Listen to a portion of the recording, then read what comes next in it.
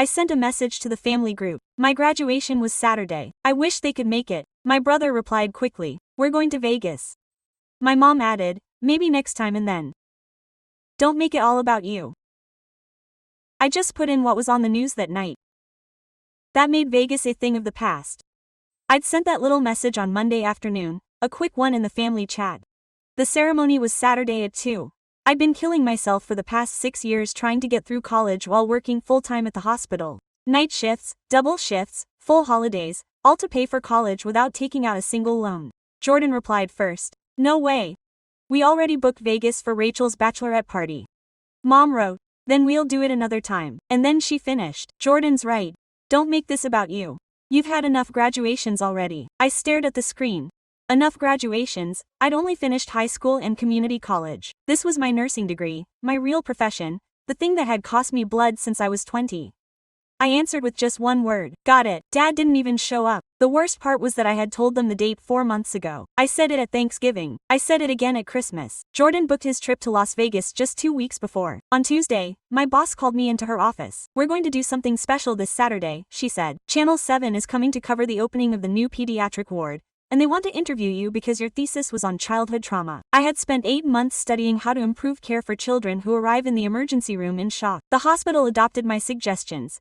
Dimmer lights, toys in each stall, a waiting room exclusively for children, new protocols so that nurses can talk to them without scaring them further. "They want to film you at graduation," my boss continued, "to show the whole journey. Student, worker, now registered nurse, a human story." I accepted. I didn't think about my family for a second. I accepted because I had earned it all on my own. On Saturday, I got ready by myself in my apartment. I put on my cap and gown with no one to take my picture or fix my tassel. I drove to the campus. I sat with my classmates. The TV crew was there. They interviewed me before I started about the research, about studying and working at the same time, about why I chose pediatric trauma. "Kids don't forget things," I told the reporter. "However you treat them on their worst day, it sticks with them forever." I wanted that memory to be less terrifying. They filmed me walking across the stage, accepting my diploma, shaking hands with the dean. Then they followed me to the hospital for my first official shift as an RN. The story was on the evening news. I was changing into my scrubs when my phone started buzzing nonstop. "Aunts, cousins, people I hadn't seen in ages. We saw you on the 7th. How proud I was. You looked so beautiful." And then Jordan called at 6:47 p.m. I was on my first official shift. I saw her name and let it go to voicemail. She called again and again. On the third call, a coworker looked at me with concern. "You need to answer. I'll cover you for 5 minutes." Quote, I stepped out into the hallway and answered, "You saw what you did." Her voice was squeaky, on the verge of tears. "Do you have any idea how ridiculous you made me look?" I leaned against the cold wall. "Hey, Jordan, I graduated with honors too. Thanks for showing interest. Don't be funny." All my friends saw the story. They're asking me why I didn't go to your graduation. Why didn't they know my sister works in pediatric trauma? Because I never invited you to the hospital. Because you were never interested. I said surprisingly calmly. Because I was busy with the trip to Las Vegas. That you planned 2 weeks before, when I had given them 4 months' notice. There was background noise, voices. Jordan covering the phone to talk to someone. When she came back, her tone was lower, more strategic. "Look, I know you're mad and you're right, but now everyone thinks I'm the worst sister in the world. Rachel says I should apologize to you publicly, post something on social media saying how proud I am. I don't want your posturing apologies on Instagram, Jordan. They're not posturing. I'm proud of you. It's just that the timing was terrible. The timing, like 6 years of my life, were just bad luck. I have to get back to work." I said, "Wait, Mom wants to talk to you." Before I could hang up, I heard her voice. "Why didn't you tell us you were going to be on TV?" No hello or congratulations, just a scolding. "I didn't know until Friday. It was a last-minute thing. We would have canceled Las Vegas if you had told us it was that big of a deal." I told them it was big 4 months ago. "Mom, you didn't say you were going to be on Channel 7.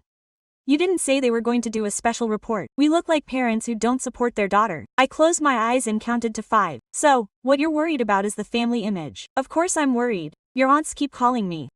Your cousin Sophia wrote in the group that we should be ashamed. Do you know how humiliating that is? Do you know how humiliating it was to graduate without a single familiar face in the stands?" "Don't be dramatic. I'm sure there were classmates." "It's not the same, Mom." "Well, now we have to fix it. Jordan is organizing a family dinner this Friday. A belated celebration. You can bring people from the hospital. We take pictures, upload them, and everyone sees that we do support you." I looked at the shiny floor of the hallway. A doctor ran to the emergency room.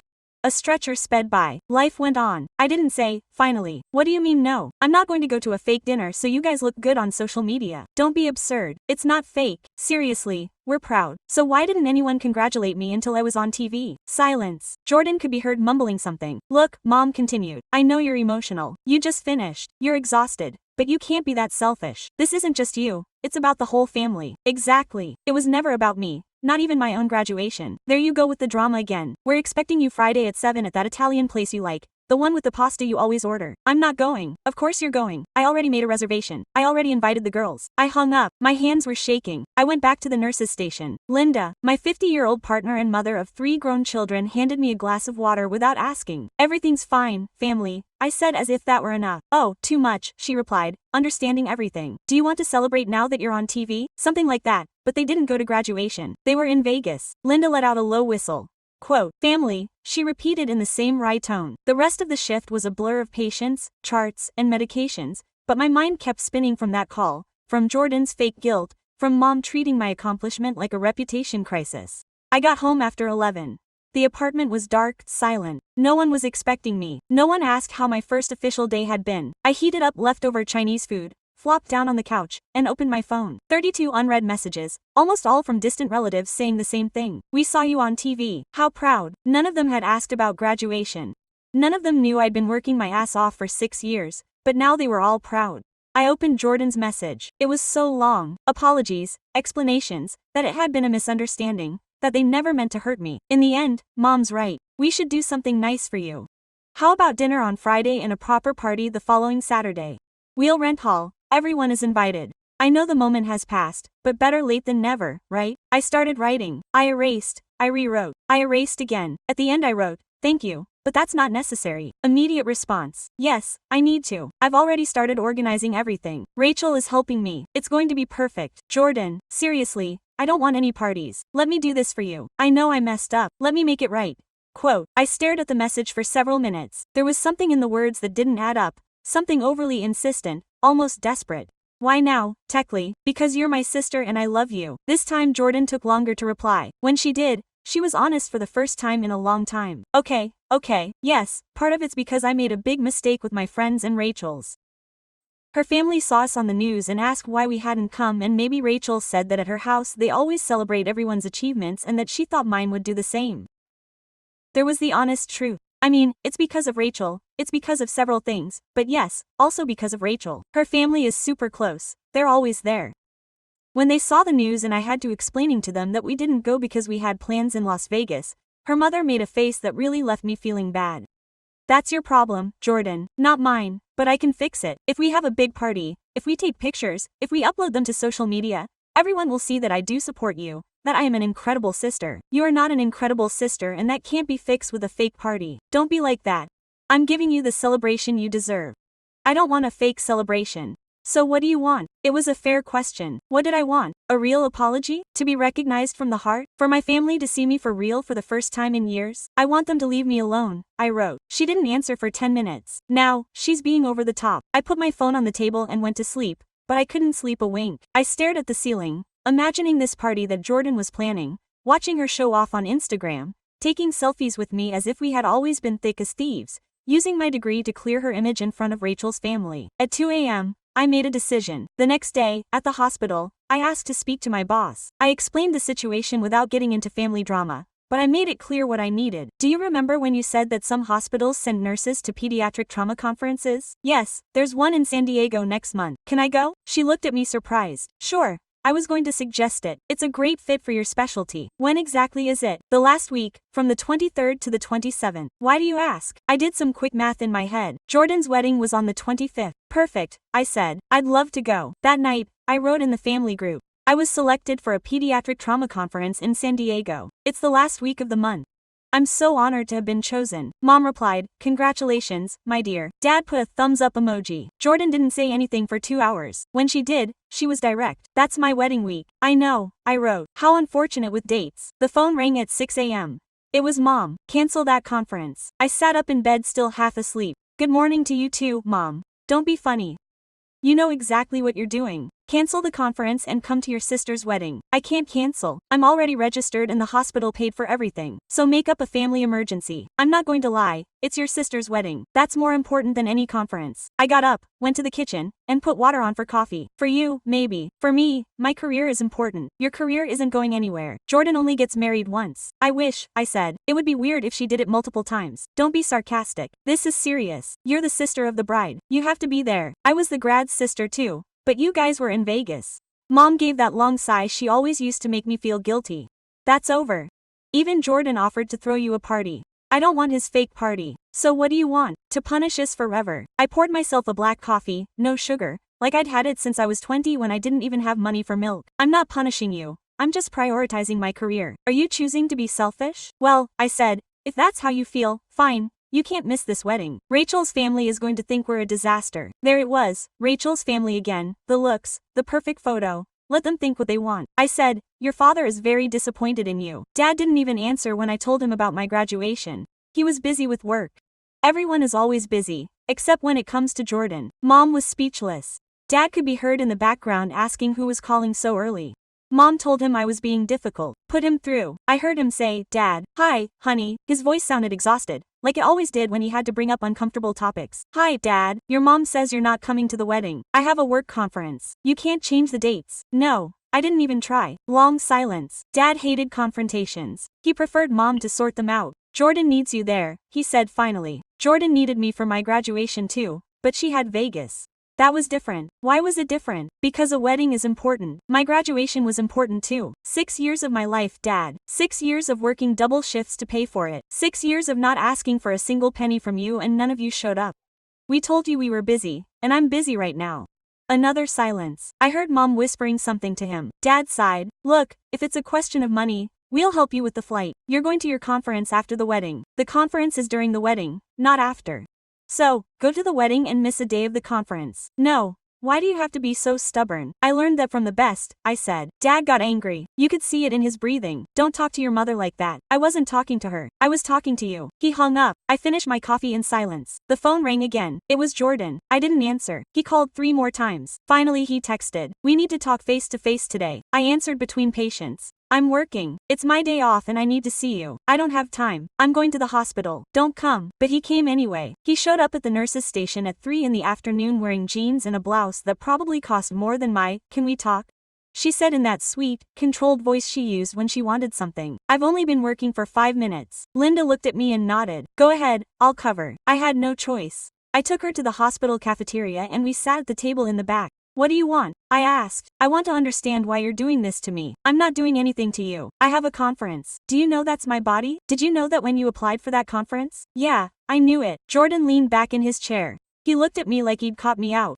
Oh, so it is intentional. It's not intentional. It's a consequence. Of what? Of you never taking me seriously. Of you always putting your stuff first. Of my graduation being worthless. But your bachelorette party. Yeah, I already apologized for that. No, you didn't.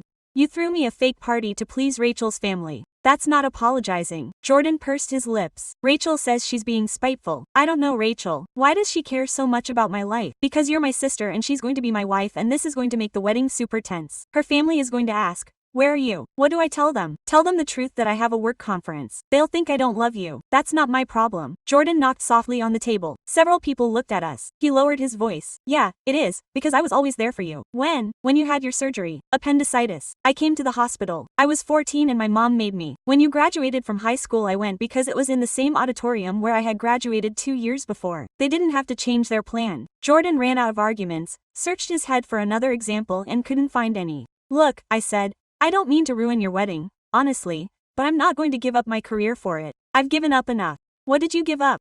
Partying, dating? Those were your choices. I gave up having a supportive family because every time I needed something, you guys were busy.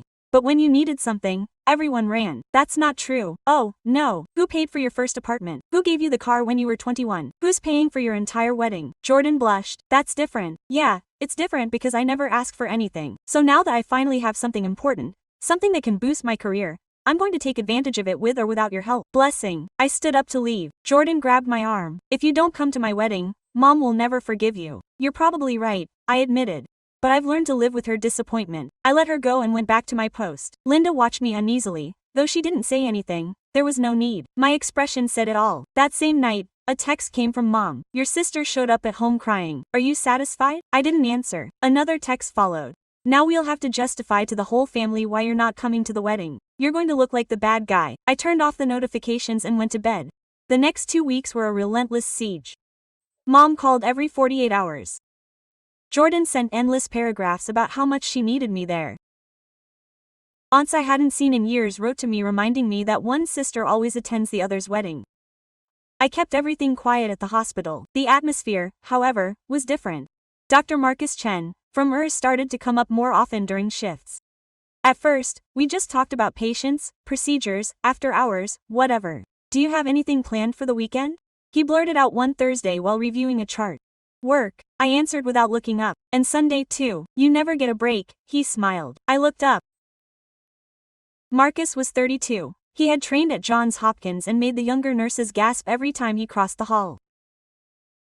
I had barely registered it until then. You should take a day off, he insisted. This amazing Thai restaurant just opened. It took me a second to realize that this was an invitation. Does that sound like it or not? I don't know if it's a good idea. We work together. That's why it's perfect. We already know how we work as a team in here. Why not try it outside? Just then Linda walked by and gave me a look that screamed, accept. Okay, finally. Marcus grinned. Great, I'll pick you up at 7. When he walked away, Linda stood beside me. Oh my God, she's been after you for months and you're on the moon. I've been busy. You've been hiding from everything and everyone. Quote, he put his hand on my shoulder. Sometimes you have to let good people in. Sunday arrived on time. The restaurant was small, warm, the food exquisite. For the first time in weeks my mind wasn't on my family. We talked about medicine, travel, music. He had grown up in San Francisco with parents who were professors. He had 2 older sisters who called him weekly to make sure he had a decent meal. Sounds nice, I said. A family that really cared. I didn't tell him everything about mine, but I told him the essentials. The graduation in Las Vegas, the upcoming wedding, the emotional blackmail. Marcus listened without interrupting. When I finished he blurted out, you know what the saddest thing about all this is? Tell me you feel like you have to justify that your career matters, like you need permission to put yourself first. Those words stayed with me all night. 3 days before the wedding, Dad finally called. Listen, girl, we need to talk. Hi, Dad, your mother is on the verge of collapse. Jordan too. It's becoming a spectacle and you're not helping. I didn't know it was my job to keep her spectacle going. When someone gets married, we all pitch in. When I graduated, no one pitched in. Yeah, that was a mistake, I admit it, but you can't punish us forever. I don't punish them. I live my life. Dad sighed heavily. Do you know how much money your mother has invested? How long has Jordan been planning every detail? No, and it's not my problem either. The guests are going to notice that the bride's sister is missing. They'll ask questions. They'll judge. Let them judge. It's not that easy. Rachel's family is very traditional. If they think we come from a broken home, maybe. What? Dad, be quiet. I get it. Do you really think they're going to cancel the wedding if I don't show up? I don't know. Rachel said her mother is uneasy about family dynamics. So, the problem isn't me. The problem is that they never treated me like family until it affected the perfect photo. That's not true. Tell me one time in the last 5 years that you've come to visit me without me asking you to. Silence. One time you've asked how I was doing in college, at work, in life. More silence. Do you know when my birthday was, Dad? Of course you do. In May. No, March. It was just a short while ago, 2 months ago. No one called. Your mother was busy with the wedding. There's always an excuse. She changed her strategy. What do you want? Money. For us to buy you something. Name the price so you'll come. I don't want anything. That's exactly the point. I've never wanted anything more than to feel seen, valued. And that's the one thing they've never been able to give me. Are you exaggerating? I'm being honest. And if the truth makes them uncomfortable, it's not my fault. If you don't come, your mother is going to break off all ties with you. You know that. Yes, I know. And you're willing to lose your family over a conference? No, I'm losing them over a conference. I lost them years ago. Only now I finally accept it. He hung up without saying goodbye. That night Marcus called me. Are you okay? You didn't answer my messages. Family, again. Do you want company? I brought Chinese food. Half an hour later he was at my door with 2 bags and that easy smile. We sat on the living room floor eating straight from the cartons. My older sister got married 3 years ago, he said. I was in the middle of residency. I couldn't take days off. I missed the wedding. They were mad at first, yes, but she understood. She knew what my career meant to me. She sent me pictures. We video chatted at the party and when I had time, we had a family dinner just to celebrate. No hard feelings. It sounds like real family. It is. And you deserve to have one too. Even if it's not blood, you get to choose it. He looked at me in a way that made my pulse race. Are you saying you want to be part of my chosen family? I mean, I'd love to try. If you want to. We barely know each other. So let's go. Getting to know each other without rushing, without pressure. Just two people who like each other and want to see where this goes. He kissed me softly, unhurriedly, as if time belonged to us. When he left, I looked at my phone. 14 unread messages. All from Jordan, the last one. If you don't come to my wedding, don't ever talk to me again, I replied. Got it. I blocked her. I blocked Mom. I blocked every contact who had been blaming me for weeks. For the first time in a long time, I slept soundly. The wedding day dawned bright. I was in San Diego, in the lobby of the conference hotel, picking up my badge, my phone on silent, no messages from Jordan, no calls from Mom. The stillness felt strange, almost annoying, like new shoes. First conference? The check-in lady asked. Yeah, you're going to love it. Today's panels are amazing, especially the 3 o'clock one on pediatric trauma and mental health. I picked up my badge and folder. The room was full of people. Nurses, doctors, specialists, people who had decided to dedicate their lives to caring for children. I sat in the third row. The speaker was a woman in her 50s who had been in pediatric trauma for 25 years. She talked about the toughest cases, about children arriving battered, abused, terrified, about how to build safe havens in the chaos of the emergency room. I took notes non-stop, ideas that I could take straight to the hospital. During the break, a message from Marcus. How are things going? Incredible. I'm learning a lot. I'm glad. Enjoy it. I miss you. I smiled. How nice it was to have someone miss you for the right reasons. As I waited in line for coffee, an older nurse approached. I saw the video about your Safe Spaces project that you showed at the beginning. Impressive. Thank you. It was a team effort. How long did it take you to implement it? 8 months of research, 4 months of convincing management, 2 months of training the staff. It was worth it. Children deserve to feel safe when they need it the most. We chatted for 20 minutes about protocols, about resistance to change, about how to move systems that seem immovable. It was the kind of conversation I could never have with my family, because to them my work was just a job. They didn't understand the passion, the meaning. At 2 o'clock, the exact time of Jordan's ceremony, I was participating in a panel on communicating with parents in crisis. My phone vibrated, I ignored it, vibrated again, and then checked it again during the next break. Messages from unknown numbers, all with the same text. Why aren't you at the wedding? Jordan is devastated. You are the worst sister in the world. I blocked one after another. There was one from my cousin Sophia, the only one who had always been closer to her than to the others. I noticed you weren't there. I imagine you have your reasons, but Jordan won't stop crying and your mother is furious.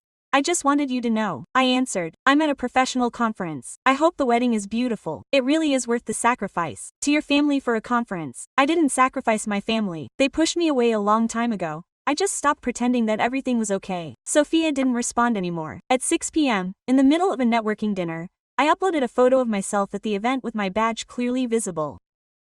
The caption read, "Privileged to participate in the National Child Trauma Conference, absorbing knowledge from leaders in the field, eager to apply it all with my patients." I didn't talk about the wedding. I didn't mention Jordan. I just celebrated my own progress. Linda commented instantly, "I'm so proud of you, Marcus. That's my girl." Several colleagues from the hospital liked it and left messages of support. Then others started arriving from aunts, cousins, and friends of Jordan. Seriously, it was your sister's wedding day. How insensitive. Poor Jordan. She doesn't deserve a sister like that. I didn't delete anything. I left them there for everyone to see and comment on. I didn't care anymore. 20 minutes later, Jordan uploaded a photo from the ceremony. She and Rachel beaming at the altar. The caption read, "Happiest day of my life, surrounded by those who truly love me." The message was obvious. I wasn't in that group.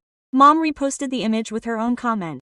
"My beautiful daughter getting married. Family is everything." The party wasn't even over yet and people were already dropping public hints about my absence. I turned off my phone and went back to my dinner table with other congressmen. A doctor from Boston asked me about my research. I told her about my thesis, the results, and how we'd put them into practice. "You should present it next year." She said, "Really? That kind of applied work is exactly what this conference needs, not just theory, real impact." She handed me her card. She was the head of the organizing committee. That night in my hotel room, I finally turned on my phone. 53 messages. I didn't read almost any of them, but I opened one from an unknown number. "Hi, it's Rachel. I know we don't know each other personally. Jordan didn't want me to write to you, but I felt I had to. I don't know the whole story between you two. She doesn't tell me everything. I just know that today was tough for her. Several people asked about you. She had to explain that you couldn't come. Some understood, some didn't. My mother asked if you were fighting. Jordan said no. It was about work, but I sense there's more to it. I just wanted to say that I'd love to talk to you someday without judgment, just to understand, because I'm part of this family now and I'd like to meet my sister-in-law." The message was warm, sincere, so different from anything I'd received from my own blood. I replied, "Hi, Rachel. Congratulations on your wedding. You're right, there's a lot more to it. Jordan can tell you his side of the story. If you ever want to hear mine, I'd be happy to talk, but not today. Today is your day. Make the most of it. Thank you. And by the way, I saw your post about the conference. It looks amazing. Jordan should be proud of you." "She should," I wrote, "but she's not, and I've learned to live with that." The rest of the weekend was eye-opening. I learned new skills. I made important connections. I was offered a position on a national committee, all because I prioritized my career over a wedding. Sunday night, when I landed back, I had a text from Mom. Just one. "I hope your conference was worth it because you lost your family to it." I wrote back, "I didn't lose anything I really had." Marcus picked me up from the airport. He hugged me tightly. "How did it go?" "Unbelievable. I got invited to be a panelist next year. That's huge. I'm so proud of you and your weekend. Bored without you, but productive." I made progress on 2 pending items. As I drove to my apartment, he asked, "Have you heard from your family?" "A few messages. Nothing major. Are you okay?" "More than okay." For the first time in years, I made a decision that was for me and it was the right one. Marcus reached for my hand. "Are you going to make it through this? You know that, right?" "I know," I replied. And it was true. 2 weeks after the wedding, Mom showed up at the hospital unannounced. He was there when I finished my shift. "We need to talk," she said. "I'm exhausted. I've been working for 12 hours. It can't wait." I took her to the coffee shop. We ordered coffee and sat at a table away from each other. "Jordan is devastated," she started. "She hasn't stopped crying since the wedding. I feel sorry for her." "That's all you're going to say? Do you want me to fix it?" "Apologize. Stop being so selfish." I took a sip of the horrible, lukewarm coffee, but I needed it. "I'm not going to apologize. You ruined her day. Her day went by without me." "I didn't ruin anything. I just wasn't there." "Exactly. You weren't there. Your sister needed you and you picked a stupid conference. That stupid conference got me a spot on a national committee and an invitation to be a panelist next year. It opened huge doors for my career, and that's worth more than your family. This family never truly valued me, so yeah, my career is worth more." Quote, Mom slammed her fist on the table, spilling some coffee. "You're such an ungrateful bitch. Of all the things we did for you, what exactly did you do? Pay for college? It wasn't you. Emotional support either. Be there for my accomplishments? Never. You gave us food and shelter. You raised us. That's the least parents can do. Not something I should be eternally grateful for."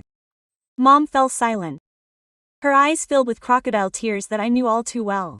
I can't believe my daughter talks to me like that, and I can't believe my mother has never seen me. I really do see you perfectly. A selfish woman who puts her job before her family. Do you see what you need to see? You always have. Mom dried herself with a napkin. "Jordan wants to cut off all contact with you. She already blocked me. I blocked her too. And doesn't that hurt you?" "It hurt when I still believed we could have a real relationship, but now I know that will never be possible because you two aren't willing to really try. She only wants me when I'm useful to her, when I make a good impression on others, when I don't cause her any problems." Mom stood up. "Your father was right. You're a lost cause.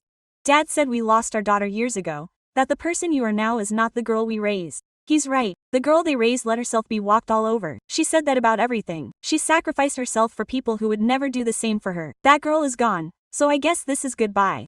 "I guess so." Mom grabbed her bag and left without looking back. I finished my bad coffee. Linda showed up 10 minutes later. "I saw your mother come out. She looked furious." "She is. Are you okay?" "I think so." Linda sat down across from me. "You know what's the worst thing about setting boundaries?" "What?" "The people who love you the most without boundaries are the ones who get the most angry when you set them. I don't know if they really love me. I think they just like the version of me that made their life easier." "So you were right to walk away." That night Marcus brought over dinner. He made pasta in my tiny kitchen while I showered and changed into comfy clothes. The table was set when we left. Candles, wine, soft music. "What are we celebrating?" I asked. "You needed something nice after a hard day. Linda told me your mother came to the hospital." "Linda talks too much. Linda loves you as much as I do." We sat down to eat. The pasta was delicious. The wine relaxed me. Marcus told me about his day, about a difficult patient, about a resident who almost caused a disaster. "What did your mother want?" he asked finally. "For me to apologize and make things right with Jordan." I said no. Marcus smiled. "Good. Don't you think I'm cruel? I think you're brave. It's easier to give in, to please, to feign peace. It's much harder to stand up for your boundaries, even when you know you're going to lose people. What if I regret it later?" "Do you regret it now?" I thought about it calmly. "No. Then you'll never regret it." Marcus stayed over. We watched a bad movie. We fell asleep on the couch. At 3 in the morning I woke up to find him staring at me. "What's wrong?" I asked. All I could think about was luck. That I have to have found you. I am a mess, broken family, overworked, almost zero social life. You are brilliant, compassionate, strong, and you are building the life that you choose, not the one that others impose on you. That is not a mess. That is admirable. 3 days later, an email arrived from the committee chair. They wanted me to present my research next year. Full panel, an hour of questions. I showed it to Marcus. He picked me up and spun me around in the air. I had a feeling. I was sure they would propose.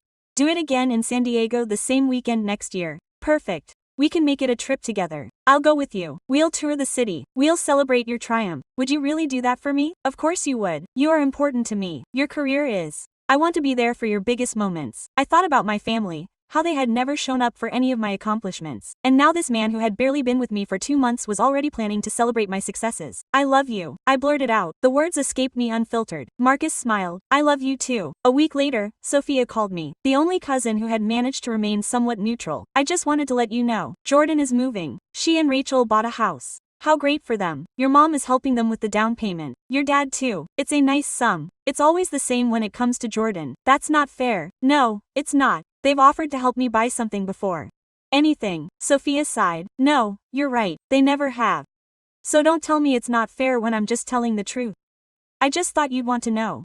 They're also having a family dinner next month to celebrate the new house. Aren't they going to invite you? I didn't expect them to. Doesn't it hurt? It doesn't hurt like it used to, when I still had hope that they would change. Now I just feel relief. Relief that I don't have to pretend anymore. That I don't have to keep acting like we're a close family when we never were. Sophia was silent for a moment. You know, I always envied you. Why? Why did you leave? Because you built your life away from all this mess? I'm still here listening to complaints trying to put out fires. It's exhausting. You can leave too. No one is holding you back. It's easier said than done. I know, but it's worth it. We hung up. I blocked his number too. Not out of anger, but out of protection. Every connection to that family was a leash pulling me back and I needed to move forward. A year after Jordan's wedding, I returned to San Diego, but this time not as an attendee, but as a speaker. My name was in the program, my photo on the conference website. Marcus was in the front row recording on his phone. Linda had flown in from home to see me. 3 nurses from my team also flew in. I presented my research for an hour. I talked about real-world applications, measurable results, how small tweaks and protocols can change the lives of children who have experienced trauma. The questions went on for another half hour. Doctors from all over the country wanted details. They wanted to replicate our model in their own centers. When I finished, the chairwoman of the committee congratulated me. You've been exceptional. There are already 5 hospitals asking if they can contact you for consulting. Consulting is paid for your expertise, for guiding them through what you've already implemented. You could do it as an extra or dedicate yourself full-time if you wanted. That night Marcus and I celebrated at a restaurant by the sea. We toasted with champagne. To the most brilliant woman I know, he said. To the man who always believed in me, I replied. Marcus pulled a small box from his pocket. My heart skipped a beat. I know we've only been together a year, he began. But I also know that I want to spend the rest of my life with you. You don't have to answer now. I just want you to know that I'm absolutely certain. He opened the box. A simple, elegant, perfect ring. Yes, I said. My answer is yes. Marcus stood up, kissed me, and the entire restaurant applauded. I didn't care about the audience. I only cared about that moment, that man, this life we were creating. We posted the ring photo that same night. The comments came flooding in. Linda, my teammates, Marcus, friends, everyone was happy. And then one came in that I didn't expect. Rachel, congratulations. You look so happy. I replied, thank you. We are. I got a private message from her. Jordan saw your post. She's upset. She said you didn't include her in your celebration. But is she celebrating yours? I don't expect anything from Jordan, which is why I didn't tag her or mention her. This post isn't about her. I know that. I'm just letting you know that I'm probably going to cause a drama. I'm going to cause a drama. It doesn't affect me anymore. Can I ask you something? Sure. Do you ever miss your family? I really did. I miss the idea of what they could have been, but I don't miss what they actually were. It makes sense. By the way, I never tell them that we talk. Jordan doesn't know that we text each other sometimes. Why do you still talk to me if it would upset her? Because you're my sister-in-law and because I think you're right about a lot of things. Jordan would never admit it, but I know she regrets it. About how she treated me, about the choices she made. Regrets don't change the past. I know. I just thought you'd be interested to see it. 2 months later, Marcus and I were married. An intimate ceremony, with only those who truly loved us. Linda was my maid of honor. Marcus' sisters rounded out the group. His parents welcomed me as their daughter from the very beginning. Marcus' mother, at the rehearsal dinner, held my hands. Welcome to the family. In my heart, not in words. I cried. I couldn't hold it in. It was the first time someone in a family had made me feel truly accepted. I didn't invite my birth family. I didn't send out announcements. I didn't post anything until later. When I did, it was simple. A picture of the 2 of us and the caption married, happily complete. My mother commented, you didn't even tell us. I deleted the comment. Jordan wrote, How ironic that you would do exactly what you did to me. I deleted that too. Rachel commented, beautiful ceremony. Wishing you all the best. I did leave that one. 3 months after the wedding, I got a call from the hospital. They were offering me the position of head of the pediatric trauma department. A huge leap, more responsibility, better pay, more doors. I need to think about it, I said, even though I already knew the answer. Marcus hugged me when I told him. Quote, you're going to accept, aren't you? What do you think I should do? I think you've been working for this your whole life. It would be foolish to turn it down. I accepted the next day. Linda cried tears of joy. Quote, you deserve it. No one else but you. My parents found out on Facebook. A cousin shared the news in the family group. My mom wrote, congratulations on your promotion. Your dad and I always knew you'd go far. I didn't respond. A year later, Marcus and I bought a cozy little house with a spare room that we converted into a shared office. Marcus's parents came to help us move. His sisters brought food. It was joyful chaos, loud and full of laughter. That night, exhausted but happy, I sat on the floor of the still empty living room. Marcus sat next to me. What are you thinking? He asked. That I finally have what I've always wanted. A home, a family, a real one. Marcus kissed my forehead. You always had it. All that was left was to find it. 6 months later, I found out I was pregnant. Marcus cried when he saw the proof. He called his parents right away. They screamed with joy and were already planning the baby shower. I posted the news 2 weeks later. The photo was of little shoes that Marcus's mother had given us. The comments were beautiful. People were genuinely happy for us. Jordan didn't comment. My mother didn't either. My father just liked it. It didn't hurt anymore. There was no room for that pain. My heart was too full of good things. The day our daughter was born, the delivery room was filled with people who truly loved us. Marcus's parents, his sisters, Linda, my classmates, friends he'd made along the way. Marcus picked up our daughter and looked at me with tears. Thank you for choosing me, he said. Because by choosing me, you also chose us. I remembered that message I'd sent my mother years ago. Do you understand? 2 words that had changed everything. Sometimes people ask me if I regret it, if I miss my family, if I would do things differently. The answer is always no, because I understood that family isn't who shares your blood, but who shows up, who celebrates your victories, who holds you up when everything falls apart, who chooses you every day. And I finally had that. Rachel texted me when she saw the photo of my daughter. She's beautiful. Congratulations. Thank you. How are you doing? Good. Jordan and I are thinking about adopting. We can't have biological children. I wish you the best. You know, Jordan talks about you sometimes. She says you were the brave one, that you did what she never dared to do. Walk away from toxicity and build something new. I don't have that kind of anger with my own family. It's never too late. Maybe one day. I closed the chat and looked at my sleeping daughter in my arms. Marcus was next to me. The room was filled with flowers and balloons from people who truly loved us. My phone vibrated again. It was pretty with the picture of the cake I had made for when we left the hospital. Welcome, baby Chen, it said in pink letters. Flowers. Marcus burst out laughing. The parties have begun. It's always like this, I commented. This family really knows how to party. Our family, Marcus corrected me. Our family, I repeated, and it was true. This was my family now, the one I had chosen to have, the one that had accepted me too. Jordan never called. Mom didn't either. Dad texted 3 days later. Congratulations. That's all I didn't answer. I had nothing to say. 2 years later, my daughter took her first steps in the living room of Marcus's parents' house. Everyone was there, clapping, filming, crying with pure joy. That same day, an email arrived. It was from Jordan, the first in years. I saw your daughter's photos on Rachel's profile. She looks so much like you. Mom is in serious condition. Cancer, if you're curious. I read it twice. I waited for some emotion to come through. Guilt, grief, worry. Nothing. I wrote back. I'm sorry to hear this. I hope she gets the best possible treatment. Jordan wrote back instantly. That's it.